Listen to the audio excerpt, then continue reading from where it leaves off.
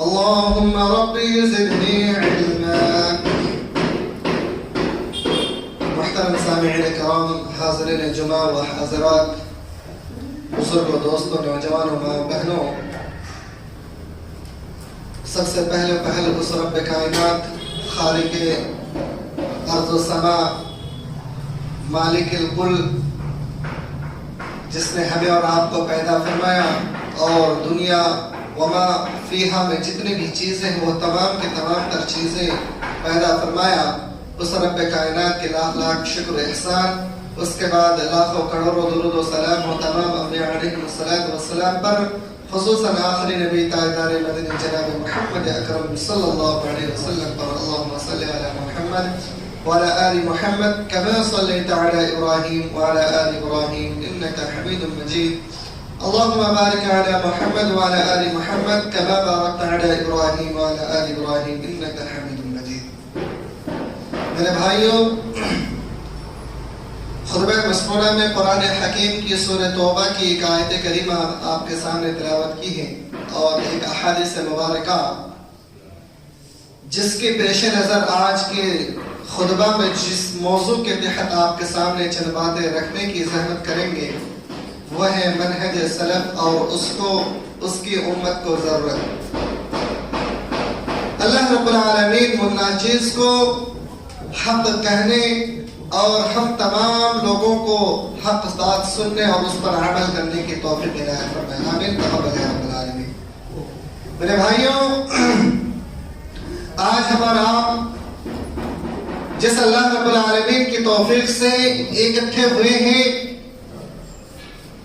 باجماعت نماز ادا کرنے کے لیے، اس میں کوئی شک نہیں ہے کہ اللہ رب العالمین کی اس میں بڑی توفیق ہے اور ہم اور آپ الحمدللہ منہج سلف کے طریقہ کار پر چلنے والے اور اس کے ماننے والے کہلاتے ہیں، اور الحمدللہ حتی الامکان اپنی استطاعت کے مطابق جتنا ہو سکتا ہے منہج سلف کے مطابق چلنے کی کوشش بھی کرتے ہیں، اور اس بات سے بھی خوف کھاتے ہیں کہ اگر یہ منہج سلف کا طریقہ نہیں ہے، قرآن و سنت کا طریقہ نہیں ہے، تو اس سے پرہیز کرنے کی بھی کوشش کرتے ہیں۔ الحمدللہ اللہ رب العالمین ہم تمام لوگوں کو منہج سلف کی سمجھ اور اس پر عمل کرنے کی توفیق عنایت فرمائے، آمین۔ میرے بھائیوں، منہج سلف ہے کیا چیز؟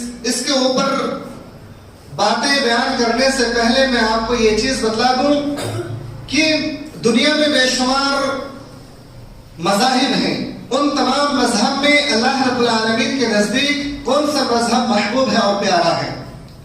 اللہ سبحانہ و تعالی قرآن حکیم کے اندر ارشاد فرماتا ہے، ان الدین عند اللہ الاسلام۔ دنیا میں جتنے بھی مذہب ہیں ان تمام مذہبوں میں قابل قبول اگر کوئی مذہب ہے تو وہ مذہب اسلام ہے۔ اللہ رب العالمین کے نزدیک سب سے بہترین مذہب اگر کوئی ہے تو مذہب اسلام ہے۔ یہی وہ مذہب ہے میرے بھائیوں جس کی دعوت جتنے بھی انبیاء کرام اس روئے زمین کے اندر پیدا ہوئے تمام کے تمام لوگوں کی دعوت مذہب اسلام کی دعوت تھی۔ کسی بھی انبیاء کی دعوت یہ نہیں تھی کہ مذہب اسلام سے ہٹ کر کے کوئی اور مذہب کے بارے میں آپ کو بتلائیں اور اس پر عمل پیرا ہونے کی رغبت دلائیں۔ تو اللہ رب العالمین کے نزدیک جو سب سے بہترین مذہب ہے وہ مذہب اسلام ہے۔ یہ اسلام ہمیں اور آپ کو کہاں پر ملے گا؟ اسلام مذہب کو ہم اور آپ کیسے سمجھ سکتے ہیں؟ اسلام کو سمجھنے کے لیے اللہ رب العالمین نے ہمیں ایک کتاب عطا کی ہے، اس کتاب کا نام ہے قرآن کریم۔ یہ مذہب اسلام آپ کو قرآن کریم کے اندر ملے گا، اور قرآن کریم کو سمجھنے کے لیے حدیث مبارکہ کی ضرورت پڑے گی، یعنی قرآن کے ساتھ حدیث لازم ہے۔ اگر کوئی شخص قرآن کو سمجھنا چاہے اور حدیث کو چھوڑ دے تو وہ انسان قرآن کو نہیں سمجھ سکتا، پھر وہ مذہب اسلام کو بھی صحیح طور سے سمجھ نہیں سکتا۔ اس لیے مذہب اسلام کے علاوہ دنیا میں جتنے بھی مذاہب ہیں ان تمام کے تمام کو فالو کرنے والے لوگ جو ہیں اللہ رب العالمین کے ہاں नाकाबिल कबूल है। अल्लाह रब्बुल आलमीन फरमाता वमन यब्तगि गैरल इस्लाम दीनन फलन युक़बल मिन्हु व हुवा फिल आखिरति मिनल खासिरीन। मजहब इस्लाम को छोड़ करके दूसरे किसी मजहब को अगर कोई फॉलो करता है, इत्तिबा करता है, तो उसे अल्लाह रब्बुल आलमीन कबूल नहीं करता है। फलन युक़बल मिन्हु व हुवा फिल आखिरति मिनल खासिरीन, और वो शख्स आखिरत में खसारा उठाने वालों में से होगा। तो मेरे भाइयों, मजहब इस्लाम को फॉलो करना बेहद जरूरी है, और मजहब इस्लाम को समझने के लिए कुरान को पढ़ना और कुरान को समझने के लिए अहादीस मुबारका को पढ़ना लाजिम और जरूरी है। इन दोनों चीजों को जब तक हम एक साथ नहीं समझते हैं, नहीं पढ़ते हैं, तो फिर हम मजहब इस्लाम को भी नहीं समझ सकते हैं। और तीसरी चीज, मजहब इस्लाम को समझने के लिए कुरान और हदीस को पढ़ना समझना जितना ज्यादा जरूरी है, उतना ही ज्यादा जरूरी मनहज सलफ को भी फॉलो करना जरूरी है। क्यों मजहब इस्लाम को फॉलो करना जरूरी है, इंशाअल्लाह तफसील से वो बातें इसी दर्स में आपके सामने रखेंगे। मनहज इस्लाम, ये मनहज असल में है क्या चीज? मनहज के बारे में हजरत अब्दुल्लाह इब्न अब्बास रज़ियल्लाहु तआला अन्हु बयान फरमाते हैं कि मजहब इस्लाम कहते किसे, मनहज क्या चीज है? इसके बारे में कहते हैं कि मनहज सबीलन व सुन्नतन, मनहज कहते हैं सीधे रास्ते और सुन्नत को, यानी जिस रास्ते पर चला गया हो, जिस पर लोग मुतावातिर के साथ लगातार चल रहे हो, उसी रास्ते पर चलना है। यही है मिनहाज। अल्लाह सुब्हानहु व तआला ने कुरान हकीम के अंदर भी इरशाद फरमाया वलिकुल्लिन जअलना मिनकुम शिरअतन व मिनहाजा, हमने हर एक कौम के लिए, हर एक उम्मत के लिए एक मिनहाज और एक शिरआ मुकर्रर किया। मिनहाज, इसके बारे में इब्न असीर रहमतुल्लाह अलैह बयान फरमाते हैं कि ये मिनहाज, कहते हैं अपनी किताब अन-निहाया फी गरीब अल-हदीस वल असर के अंदर कि वन्नहज अत-तरीक़ अल-मुस्तक़ीम, मिनहाज कहते हैं सीधे रास्ते को। तो मेरे भाइयों, सीधा रास्ता पर चलना और जिस रास्ते पर चला गया हो उसी को मिनहाज कहा जाता है, और यही सलफ़ सालिहीन का तरीका है और रास्ता है। अल्लाह सुब्हानहु व तआला अब सलफ़ सालिहीन कौन लोग हैं, इसके बारे में कुरान करीम में कई मकामात पर इरशाद फरमाता है सलफ़ सालिहीन के बारे में। सूरह तौबा आयत नंबर 100 के अंदर अल्लाह रब्बुल आलमीन ने इरशाद फरमाया वस्साबिक़ून अल-अव्वलून मिनल मुहाजिरीन वल अंसार वल्लज़ीना इत्तबअूहुम बिइहसान। सलफ़ सालिहीन के बारे में अल्लाह रब्बुल आलमीन ने इरशाद फरमाता है वो लोग जो सबकत ले गए, वस्साबिक़ून अल-अव्वलून मिनल मुहाजिरीन वल अंसार, मुहाजिरीन और अंसार और सबकत ले जाने वाले लोग, वल्लज़ीना इत्तबअूहुम बिइहसान रज़ियल्लाहु अन्हुम, और इहसान और इत्क़ान के साथ जो उसकी इत्तिबा करे, वो लोग सलफ़ सालिहीन में से हैं। अल्लाह रब्बुल आलमीन उनके बारे में फरमाता है, कौन लोग? मुहाजिरीन, अंसार और सबकत ले जाने वाले लोग, इनके बारे में फरमाता है रज़ियल्लाहु अन्हुम व रज़ू अन्हु, अल्लाह रब्बुल आलमीन उससे राज़ी है, वो अल्लाह रब्बुल आलमीन से राज़ी। इसी तरीके से अंसार के बारे में अल्लाह रब्बुल आलमीन फरमाता है वल्लज़ीना इत्तबअू अद-दार वल ईमान मिन क़ब्लिहिम युहिब्बूना मन हाजरा इलैहिम। अंसार के बारे में फरमाते हैं वो लोग जो मदीना में रहने वाले हैं और अपने मुहाजिरीन भाइयों के साथ मोहब्बत करने वाले लोग हैं, ये लोग भी सलफ़ सालिहीन में से हैं। इसी तरीके से एक तीसरा और लोग हैं, उनके बारे में भी अल्लाह रब्बुल आलमीन ने इरशाद फरमाया वल्लज़ीना जाऊ मिन बअदिहिम यक़ूलूना रब्बना इग़फिर लना व लिइख़वानिना अल्लज़ीना सबक़ूना बिल ईमान व ला तजअल फ़ी क़ुलूबिना ग़िल्लन लिल्लज़ीना आमनू रब्बना इन्नका रऊफ़ुर रहीम। फरमाया और उसके बाद जो लोग आएंगे वो लोग कहेंगे ऐ हमारे परवरदिगार, तो हमारी मग़फ़िरत फरमा और हमारे उन भाइयों की मग़फ़िरत फरमा जो हमसे पहले میں ایمان لا چکے ہیں، اور اے ہمارے رب ہمارے دل میں ان کے لیے دشمنی کو، بغض کو نہ ڈال دینا۔ میرے بھائیوں، یہ تین طرح کے لوگ ہیں۔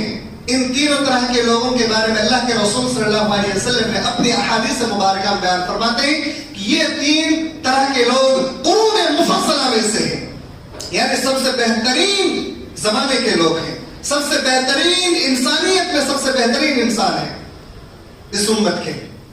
اللہ کے رسول صلی اللہ علیہ وسلم نے ارشاد فرمایا خیرکم قرنی ثم الذین یلونہم ثم الذین یلونہم۔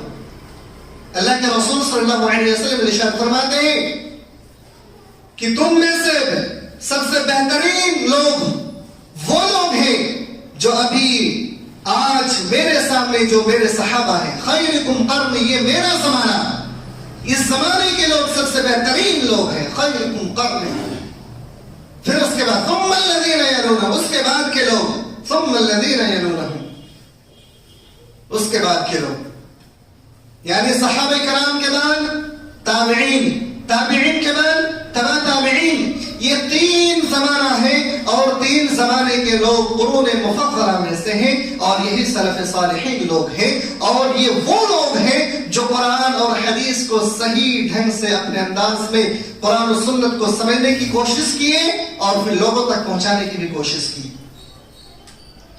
یہ وہ لوگ ہیں جن کے اندر ذرہ برابر بھی کجا اور اسلام کے بارے میں سوال کھڑا کرنے کی گنجائش نہیں تھی، کہ ذرہ برابر بھی اسلام کے بارے میں اپنے ذہن سے، اپنے من سے کوئی سوال کھڑا کرے۔ یہ وہ لوگ تھے۔ میرے بھائیوں، یہی وجہ ہے کہ آج ہم اور آپ جس چیز کو فالو کر رہے ہیں، پڑھ رہے ہیں، عبادتیں کر رہے ہیں، یہ صحیح سالم آج اگر ہم تک پہنچی ہے تو یہ قرون مفضلہ کے اسلاف کی وجہ سے ہمیں اور آپ کو صحیح طریقے سے ملا ہے۔ آپ ذرا غور کیجئے، قرآن اور حدیث کے بارے میں اگر کوئی شخص قرآن کو فالو کرتا ہے، قرآن کے بارے میں یہ گمان رکھتا ہے یہ اللہ کی کتاب ہے، اور پھر اس پر وہ عمل کرنا چاہتا ہے اور یہ گمان کرتا ہے کہ قرآن کے علاوہ ہمیں کسی اور کتاب کی کوئی ضرورت نہیں ہے، تو پھر آپ کے سامنے ایک سوال آئے گا کہ اگر قرآن کے علاوہ کوئی اور چیز ہم اور آپ نہیں مانتے ہیں، قرآن ہمارے لیے اگر صرف کافی ہو جائے، تو پھر ہم اور آپ پنج وقتہ جو نماز پڑھتے ہیں، نمازوں کے بارے میں قرآن کریم میں کئی مقامات پر اللہ نے فرمایا اقیم الصلاۃ اقیم الصلاۃ اقیم الصلاۃ، کئی مقامات پر اللہ نے فرمایا نماز پڑھو، نماز پڑھو، حتیٰ کہ فرمایا حافظوا علی الصلوات والصلاۃ الوسطیٰ، نماز کی حفاظت کرو۔ لیکن نماز کی حفاظت کرنی ہے، صلاۃ الوسطیٰ سے مراد کون سی نماز ہے، نماز کس وقت کتنی رکعتیں پڑھنی ہے، یہ آپ کو کہاں ملے گی؟ پورے کلام مجید کے اندر آپ چھان ماریے، پورے کلام مجید کے اندر کہیں بھی آپ کو یہ الفاظ نہیں ملے گا کہ نماز ظہر میں کتنی رکعتیں پڑھنی ہیں، عصر میں کتنی رکعتیں پڑھنی ہیں، مغرب میں کتنی، عشاء میں کتنی، فجر میں کتنی، کہیں نہیں ملنے والا ہے۔ بس یہ آپ کو مل جائے گا کہ نماز ادا کرنی ہے۔ ظہر کا وقت کون سا وقت ہے، مغرب کا وقت کون سا وقت ہے، یہ قرآن کریم کی تفسیر احادیث مبارکہ میں ملے گا۔ تو میرے بھائیوں، صرف اور صرف قرآن کو فالو کرنا کسی بھی انسان کی نجات کے لیے کافی نہیں ہے۔ اور اسی طریقے سے ایک چیز اور بھی، چوری کا مسئلہ ہے۔ ایک انسان اگر چوری کر لے، قرآن حکیم کے اندر اس کے بارے میں فرماتا السارق والسارقۃ فاقطعوا ایدیہما، ایک انسان اگر چوری کرے تو اس کا دونوں ہاتھ کاٹ دیا جائے، دونوں ہاتھ، یہ ہتھیلی کاٹا جائے، یہ آدھا ہاتھ کاٹا جائے، پورا ہاتھ کاٹا جائے، کتنا چوری کرنے پہ ہاتھ کاٹا جائے، یہ چیز پورے کلام مجید کے اندر آپ کو کہیں نہیں ملنے والا ہے۔ اس کی تفصیل آپ کو احادیث مبارکہ ہی سے مل سکتی ہے۔ اسی طریقے سے قرآن حکیم کے اندر زکوٰۃ کے مسائل ہیں۔ زکوٰۃ ہمیں اور آپ کو دینا ہے، زکوٰۃ دینا فرض ہے، لیکن کس شخص پر فرض ہے؟ زکوٰۃ کتنا مال ہو تو کتنا زکوٰۃ فرض ہے؟ پورے کلام مجید کے اندر آپ چھان ماری آپ کو کہیں نہیں ملنے والا ہے. تمام کے تمام مسائل، اگر آپ کے پاس گائے کتنے ہیں تو کتنا زکات، بکریاں کتنی ہیں تو کتنا زکات، بھینس کتنے ہیں تو کتنا زکات، آپ کے پاس اونٹ کتنا ہے تو کتنا زکات، آپ کے پاس روپیے پیسے سونا چاندی کتنا ہے تو کتنا زکات، اس کی تفصیل آپ کو احادیث مبارکہ ملے گی. میرے بھائیوں، اس طریقے سے اور بھی کئی ساری مثالیں ہیں جو قرآن کریم کے اندر اللہ رب العالمین نے حکم دیا ہے کہ یہ عمل آپ کو کرنا ہے، لیکن اس کی تفصیل احادیث مبارکہ ہی سے آپ کو ملے گی. آپ کو اپنے انداز سے آپ کچھ بھی کر لیں، قرآن کریم کے اندر کہیں نہیں ملنے والا ہے.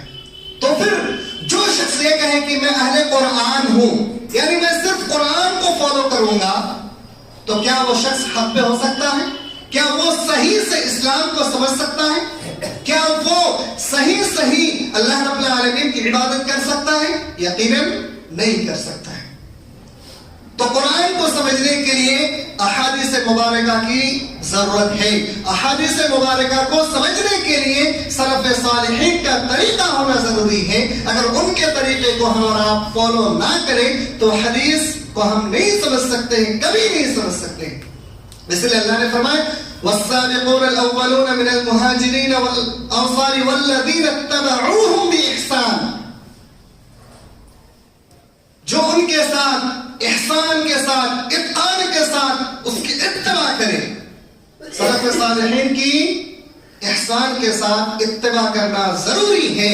اگر ہم اس کے اوپر ایمان نہیں لاتے ہیں اور اس کی اتباع نہیں کرتے ہیں تو پھر ہم حدیث مبارکہ کو سمجھ نہیں سکتے ہیں. سورہ بقرہ کے اندر اللہ رب العالمین نے اسی بات کو ارشاد فرمایا فَإِنْ آمَنُوا بِمِثْلِ مَا آمَنْتُمْ بِهِ فَقَدِ اهْتَدَوْا، تم لوگ ایمان اسی طریقے سے لے کر آؤ جس طریقے سے صحابہ کرام کا ایمان تھا.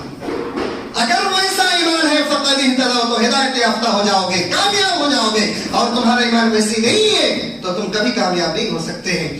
تو قرآن کو سمجھنے کے لیے احادیث مبارکہ کی ضرورت ہے، اور احادیث مبارکہ کو سمجھنے کے لیے سلف صالحین کی اتباع ضروری ہے، ان کے طریقے کی اتباع ضروری ہے. اگر ان کے طریقے کو ہم نہیں اپناتے ہیں، خود سے قرآن کو سمجھنے کی کوشش کرتے ہیں، تو ہم سے بڑا گمراہ انسان کوئی ہو ہی نہیں سکتا. سب سے بڑے گمراہ اور جاہل انسان ہم ہی ہیں. تو میرے بھائیوں، قرآن کو سمجھنے کے لیے ضرورت ہے حدیث کی، اور حدیث کو سمجھنے کے لیے ضرورت ہے منہج سلف کی، سلف صالحین کے طریقے کی. اللہ کے رسول صلی اللہ علیہ وسلم کی ایک بہترین حدیث، اللہ کے رسول صلی اللہ علیہ وسلم ایک دفعہ صحابہ کرام سے ارشاد فرمایا کہ اے میرے صحابیوں، اس امت میں بکثرت اختلاف ہوگا. بکثرت اختلاف ہوگا. کس وقت اختلاف ہوگا؟ فرمایا کہ یہ اس وقت اختلاف ہوگا میرے انتقال کے بعد، میرے مرنے کے بعد وہ اختلاف ہوگا. اللہ کے رسول صلی اللہ علیہ وسلم کی ایک بہترین نصیحت جو پر اثر انداز میں تھی. اللہ کے رسول صلی اللہ علیہ وسلم فرماتے ہیں اوصیکم بتقوی اللہ، میں تمہیں وصیت کرتا ہوں اللہ رب العالمین کی تقوی کی، پرہیزگاری کی، والسمع والطاعت، اور حاکم وقت کی، احکام کو ماننے کی اور سننے کی. اور فرمایا وَإِنْ عَبْدًا حَبَشِيًّا، گرچہ وہ حاکم وقت ایک غلام حبشی ہی کیوں نہ ہو، تو اس کی بھی باتوں کو سننا اور اس کی اتباع کرنا، اس کی باتوں کو ماننا. فرمایا فَإِنَّهُ مَنْ يَعِشْ مِنْكُمْ بَعْدِي، میرے بعد جو شخص زندہ رہے گا وہ فَسَيَرَى اخْتِلَافًا كَثِيرًا، بہت سارا اختلافات کو دیکھے گا، بہت زیادہ اختلافات کو دیکھے گا، پائے گا. فَعَلَيْكُمْ بِسُنَّتِي، اس وقت تمہارے لیے ضروری ہے کہ اس وقت تم میری سنت کو اتباع کرنا، میری سنت کو فالو کرنا، اور وَسُنَّتِ الْخُلَفَاءِ الْمَهْدِيِّينَ الرَّاشِدِينَ، اور میرے ہدایت یافتہ خلفاء راشدین کی اتباع کرنا، اس کی سنت کو فالو کرنا. اس کے بعد فرمایا تمسکوا بها وعضوا عليها بالنواجذ وإياكم ومحدثات الأمور، نئی باتوں کو تم دیکھو گے، نئی بات اور اختراعات سے اپنے آپ کو بچانے کی کوشش کرنا. فرمایا فإن كل محدثة بدعة، کیونکہ ہر نئی بات بدعت ہے، وكل بدعة ضلالة، اور ہر بدعت ضلالت ہے، گمراہی ہے. میرے بھائیوں، اللہ کے رسول صلی اللہ علیہ وسلم نے پہلے ہی پیشن گوئی کر دی تھی کہ میرے بعد تم کثرت سے اختلافات کو پاؤ گے. وہ اختلافات صرف اسی بنیاد پر پاؤ گے، وہ بنیاد اللہ کے رسول صلی اللہ علیہ وسلم کی وہ حدیث کہ اللہ کے رسول صلی اللہ علیہ وسلم نے فرمایا ترکت فیکم امرین لن تضلوا ما تمسکتم بہما کتاب اللہ و سنتی. اللہ کے رسول صلی اللہ علیہ وسلم نے فرمایا میرے بعد تم لوگ آپس میں اختلافات مت کرنا. اگر تمہارے درمیان کسی معاملے میں جھگڑا ہو جائے، فساد ہو جائے، اختلاف ہو جائے، تو تم لوٹ کر کے ان دو چیزوں کی طرف لوٹ جانا، کتاب و سنت. ان دونوں میں سے کسی ایک کو بھی اگر چھوڑ دیا تو تم اختلافات میں منتشر ہو جاؤ گے اور نئی بات کا ایجاد کرنا شروع کر دو گے.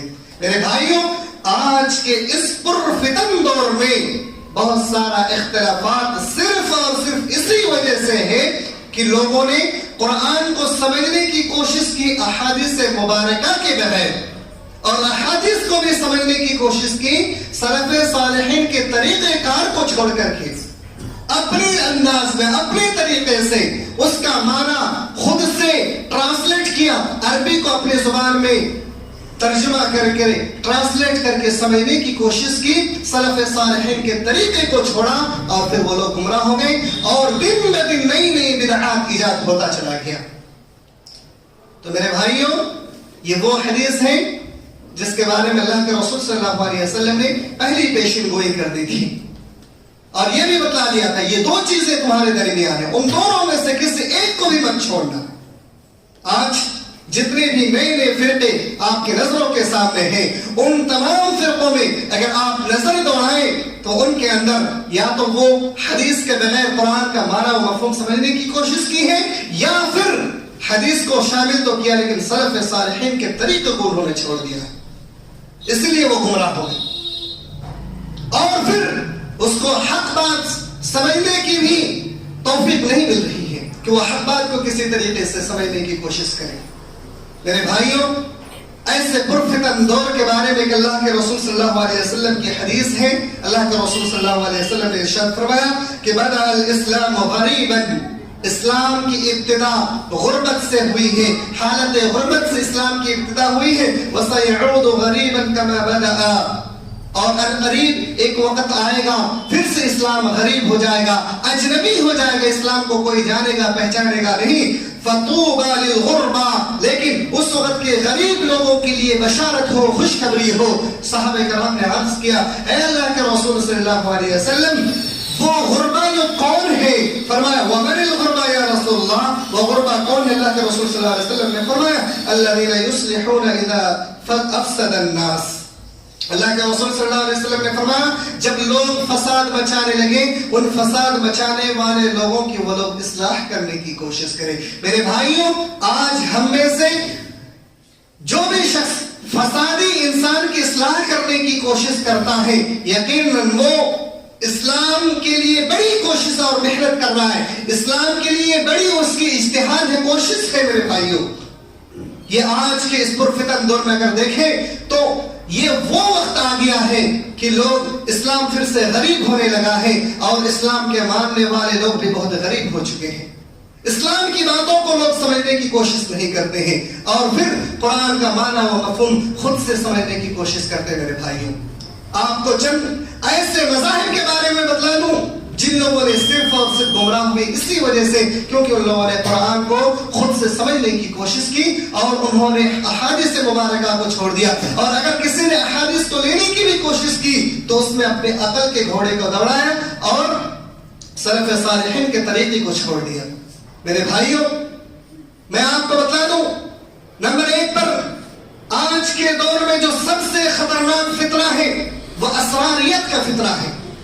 وہ یہ کہ قرآن احادیث کا معنی و مفہوم سلف صالحین نے جس طریقے سے سمجھا تھا اس طریقے کو چھوڑ کر کے خود سے اس نے اپنی طرف سے قرآن کی کئی الفاظوں کا معنی و مفہوم سمجھنے کی کوشش کی اور بالآخر وہ گمراہ ہو گئے. ایک تفسیر ہمارے دور میں بہت زیادہ معتبر مانی جاتی ہے اور بکثرت کالج میں، یونیورسٹی میں پڑھنے والے اسٹوڈنٹ کا آج کے دور میں حالات ہے اور بالخصوص نوجوانوں کا یہ حال ہے کہ وہ اس تفسیر کو کثرت سے پڑھنا بھی پسند کرتے ہیں اور اس کے ویڈیو کو سننا بھی پسند کرتے ہیں. لیکن میرے بھائیوں اس میں اس تفسیر کے اندر اور اس شخص کے اندر عقیدے کی بڑی کمی تھی اور گڑبڑی تھی. میں بات کر رہا ہوں ڈاکٹر اسرار احمد جو پاکستان کے تھے. ان کے اندر کئی ساری چیزیں ایسی ہیں جس میں انہوں نے قرآن کریم کے معنی و مفہوم کو سلف صالحین کے طریقوں کو چھوڑ کر کے اپنی طرف سے سمجھنے کی کوشش کی، جس کے نتیجے میں وحدت الوجود کا بھی انہوں نے اقرار کیا کہ اس دنیا میں ہماری اور آپ کی کوئی حیثیت نہیں ہے، صرف اللہ رب العالمین کی ذات کی اکیلی حیثیت ہے، یعنی ہمارا کوئی وجود نہیں ہے. میرے بھائیوں اسی طریقے سے اور بھی کئی سارے فتنے ہیں. مثال کے طور پہ اللہ کے رسول صلی اللہ علیہ وسلم کے جو بتایا طریقہ ہے اس چیز کو چھوڑا انہوں نے، اور یہ کیفیت قائل ہے. قرآن کریم کے اندر اللہ رب العالمین نے ایک الفاظ کا استعمال فرمایا، جنتی جنت میں ہمیشہ، جہنمی جہنم میں ہمیشہ کے لیے ہو جائیں گے، اور دونوں کے درمیان جب فیصلہ ہو جائے گا کلی طور پہ تو جہنمی جہنم سے کبھی نہیں نکل سکتے اور جنتی ہمیشہ ہمیشہ کے لیے جنت میں رہیں گے. لیکن انہوں نے یہ بھی کہا کہ خالدین فیہا ابدا کا بھی ایک انتہا ہے، یہ ہزاروں کروڑوں سالوں کے بعد پھر اس کا بھی ایک خاتمہ ہے. خاتمہ ہونے کے بعد پھر اس کا پھر سے نئے سرے سے ایک نئی دنیا کی ایجاد ہوگی. نعوذ باللہ. قرآن اور حدیث میں اس بات کا کہیں ذکر نہیں ملتا ہے کہ جنت میں اور جہنم میں جانے کے بعد پھر سے جنت و جہنم کا بھی خاتمہ ہوگا کہیں نہ کہیں. اس کا قرآن حکیم سے اور حدیث سے کہیں نہیں ذکر ملتا ہے. تو میرے بھائیوں ایسے انسان کی تفسیر کو سننا بھی ہمارے لیے قابل نقصان دہ ہے، اور ایسے شخص کی تقریر اور ویڈیو کو سننا بھی ہمارے لیے نقصان دہ ہے. اسی طریقے سے ایک شخص ہے ابھی حال کے نئے مفسر ہیں جاوید حامدی، انہوں نے بھی قرآن کریم کے معنی و مفہوم کو خود سے سمجھنے کی کوشش کی، اور کئی احادیث مبارکہ کے معنی کو بھی انہوں نے خود سے سمجھنے کی کوشش کی، جس کے نتیجے میں عورتوں کے لیے جو پردے کا اہتمام تھا اس کا انکار کر دیا. جمعہ کی نماز ہم نے اور آپ نے خود سے کر لیا ہے. اسی طریقے سے عورتوں کے ساتھ ہاتھ ملانا اس کے نزدیک جائز ہو گیا، سود لینا ان کے نزدیک جائز ہو گیا ہے. اس طریقے سے تقریباً علماء نے ان کے بارے میں جو تحقیقات کی ہیں 51 یا 61 ایسے الفاظ ہیں جنہوں نے بڑی بڑی کوتاہیاں کی ہیں، انہوں نے فتویٰ دیا ہے عوام کے لیے، جو کہ اسلام میں جو چیز حلال تھی اس کو حرام کیا، اور جو چیز اسلام میں حرام تھی اس کو انہوں نے حلال کر دیا. میرے بھائیوں ایسے انسان کے فتنے سے بھی محفوظ رہنے کی کوشش کریں. اسی طریقے سے انجینئر مرزا کا فطرہ ہے، ایک ایسا خطرناک فطرہ ہے کہ آپ کے منہ پہ آپ کی تعریف کر کے آپ سے صحابہ کرام کو گالی دلوا رہے ہیں. میرے بھائیوں اس انسان کے فتنے کو ہر انسان سمجھ نہیں سکتا ہے، اس لیے اس انسان کے فتنے سے بچنے کے لیے سلف صالحین کا طریقے کو اپنائیے میرے بھائیوں، نہیں تو ہم اور آپ بھی گمراہ ہو سکتے ہیں. اسی طریقے سے پرویزیت کا فطرہ ہے، اسی طریقے سے شکیلیت کا فطرہ ہے. ان تمام کا جتنے بھی ان تمام لوگوں کا فطرہ ہے یہ سب کے سب لوٹ کر کے وہیں پر آتی ہیں.